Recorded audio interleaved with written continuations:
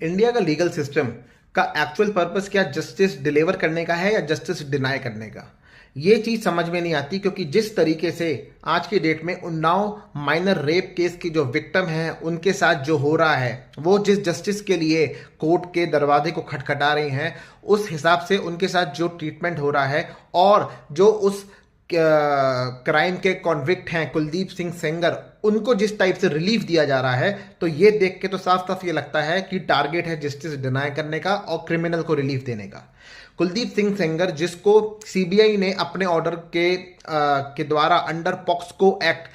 Life term serve करने की punishment दी, इस ऑर्डर को खारिज किया दिल्ली हाई कोर्ट ने, यह कहते हुए कि कुलदीप सिंह सेंगर एक पब्लिक सर्वेंट नहीं है। इसलिए एक पब्लिक सर्वेंट को अंडर पॉक्सको एक्ट जो मैक्सिमम लाइफ टर्म सर्व करने की पनिशमेंट मिलती है, वो इनको नहीं मिलेगी। और क्योंकि इनको सीबीआई के ऑर्डर के द्वारा मिली हुई है, इसलिए हम इस ऑर्डर को खारिज करते हैं और इनका लाइफ टर्म हम सस्पेंड करते हैं, और इसी वजह से इनको रिलीफ मिला, ये रिलीज हुए।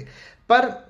अब इसका लॉजिक आप समझो। सीबीआई ये कहता है कि as per supreme court judgement जो एक पहले किसी केस में आई थी, उस केस में under prevention of corruption act में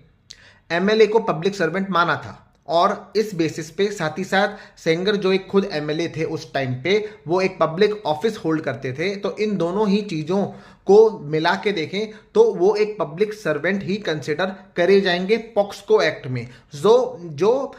प्रिवेंशन ऑफ करप्शन एक्ट में जो टाइप के ऑफेंसेस होते हैं, उससे ज्यादा सीरियस, खौफनाक और घिनौने ऑफेंसेस को डील करता है पॉक्सको एक्ट। तो जब छोटे कम सीरियस क्राइम के लिए एमएलए को पब्लिक सर्वेंट आप मान रहे हो और आपने सुप्रीम कोर्ट ने जजमेंट वैसी पास करी है, तो जो एक्ट ज्यादा सीरियस क्राइम के लिए बना है, ज्यादा घिनौने क्राइम के लिए बना है, जैसे child sexual abuse, minor rape, तो इसमें क्यों आप एक एमएलए को पब्लिक सर्वेंट नहीं मान रहे? पब्लिक सर्वेंट की डेफिनेशन एज इट इज यहां पे कॉपी पेस्ट क्यों नहीं हो रही, और उस हिसाब से आप एमएलए को ट्रीट क्यों नहीं कर रहे? जब एमएलए ने माइनर के साथ रेप करा, तो वो पब्लिक सर्वेंट एज पर दैट लॉजिक क्यों नहीं कंसिडर हो रहा? और मैं कहूं पब्लिक सर्वेंट वो नहीं भी कंसिडर हो रहा, फिर भी क्या माइनर के संग रेप करना उतना सीरियस, उतना घिनौना तो क्राइम है एज कंपेयर टू कोई फाइनेंशियल ऑफेंस? तो दिल्ली हाई कोर्ट का ये कहना कि भाई वो एक पब्लिक सर्वेंट नहीं है, टोटली पर्पस जो बना है इस लॉ को लाने के पीछे, पॉक्सको एक्ट को लाने के पीछे, वो टोटली डिफीट करता है। तो इस तरीके से डेफिनेशंस के संग खिलवाड़ कर कर, अलग अलग लॉज में कॉन्ट्राडिक्टरी प्रोविजंस डालकर